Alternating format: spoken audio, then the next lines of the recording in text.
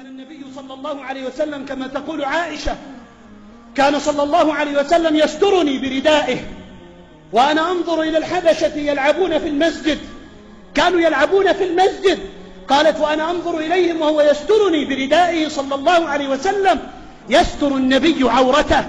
قال صلى الله عليه وسلم في حديث عبد الله بن مسعود قال المرأة عورة، المرأة عورة، المرأة عورة، المرأة عورة، المرأة عورة، عورة وربي عورة، فإن خرجت وكشفت سوآتها بنطال وتنورة وعباءة على قدر الجسم وهذا تخبيص، عورة عورة عورة.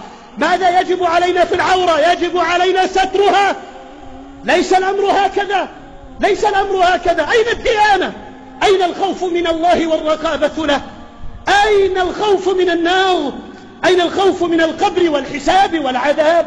كم تخرج امرأة من نساء المسلمين تفتن شبانا وشيبانا وتفتن ذكورا صغارا وكبارا، ترى عجبا عجاب يطيش له الرأس وتقول يا رب أين الغيرة؟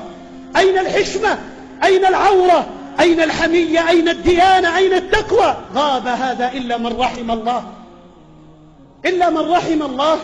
يقول النبي صلى الله عليه وسلم المرأة عورة، إذا خرجت استشرفها الشيطان، شرفها ورفعها في أنظار العالمين، وذهب ينظر إليها الرائح والغاد ويشتهي ما يشاء، يشتهي ما يشاء.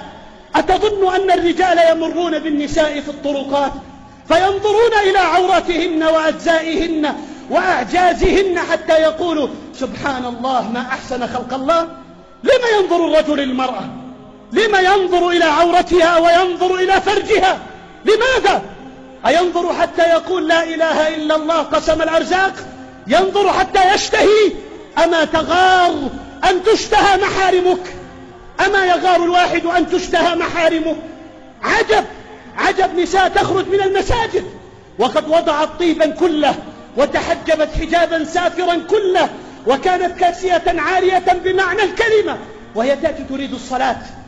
أبو هريرة رضي الله عنه تمر امرأة فيشم طيبها ويرى من تبرجها فيقول يا أمة الله، يا أمة الجبار.